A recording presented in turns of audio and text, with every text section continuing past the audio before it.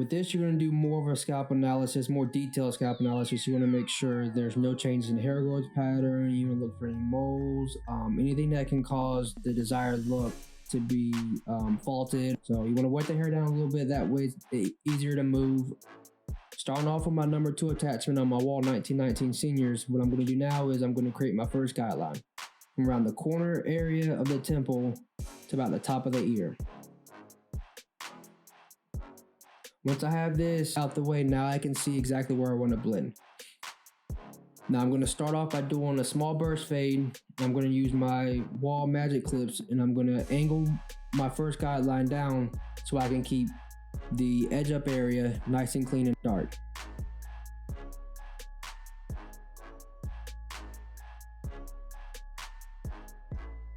Once I'm done doing this, I'll take my wall 5-star shavers and I'll begin to bald out that small area. Again, not using too much pressure because we don't want to create a line we can't get out or any microscopic cuts. Let the shaver do the work.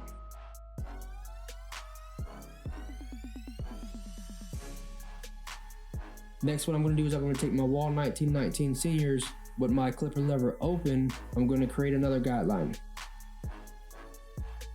Now once you have this done, now you can work your lever up and down to the middle, open and close to start to buffer that bottom line out. All while stretching the skin nice and tight, it can act as an easier surface area for you to be able to achieve this blend.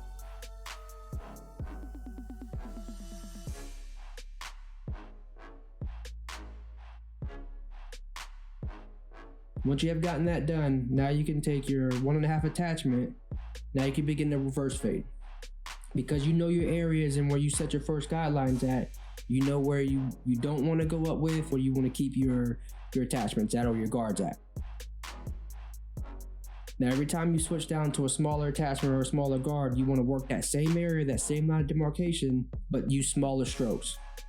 As you can see, because it's a small area of me blending, I'm going to use only the corner of my blades or the corner of my attachments, all while still keeping the skin nice and taut and stretching it for a flatter and even surface area.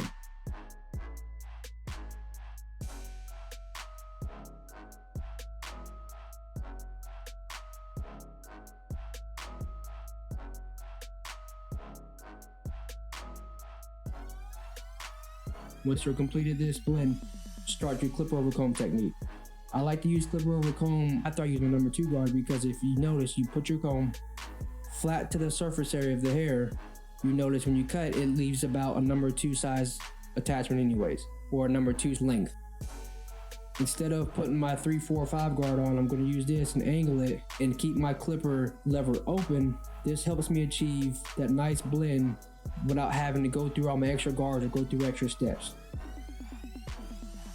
Now you may have to put your 1.5 guard on or your 1.5 attachment and clean up and do some more detailed work or some fine blending after you're done with this. Anytime I'm doing clipper over comb, I usually have my clipper lever open so I don't create any lines of demarcation or go into the hair that I didn't want to do. Once you're done with that, you can take your retro T-cut liner and give them a nice clean crisp edge up from the corner of the temple on down. Once I'm done with that, now I can move on to the longer lengths of the hair. Using my wall cordless seniors, I'm gonna cut the top of the hair. The reason why I'm using these is because the motion of the moving blade and the steel blade, it cuts, pushes, cuts, pushes, cuts, pushes. So with that said, it kind of leaves a little bit more of a textured look instead of a really clean, hard, blunt line on the longer lengths.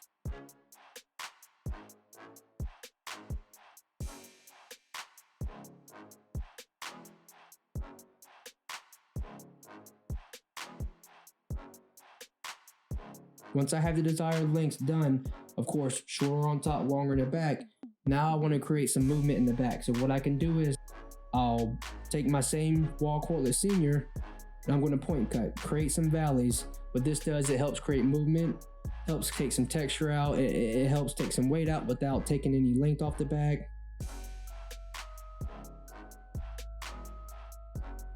Always remember when you're combing through the hair and you're using your clipper to do your other hand, you always want to make sure when you're combing, keep your clipper off.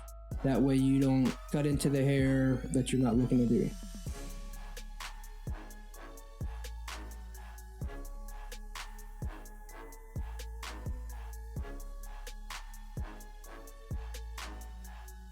Once I'm done with that, now I'm gonna wet and part off the very edge of the nape area, and I'm gonna give him a nice clean line in the back without going into any of the length.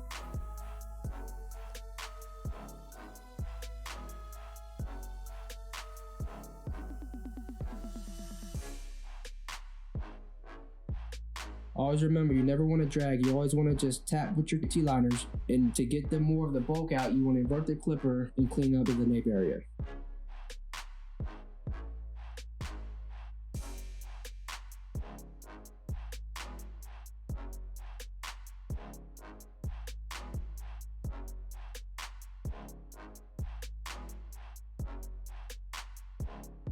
Once you're done with this, you can always take your wall clipper comb or all-purpose comb, and you can use that to blow dry and style the hair.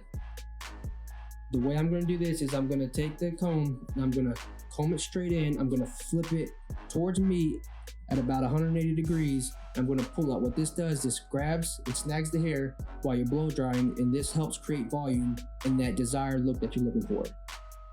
Once you're done, add any type of styling product to create that desired look or style you're looking for.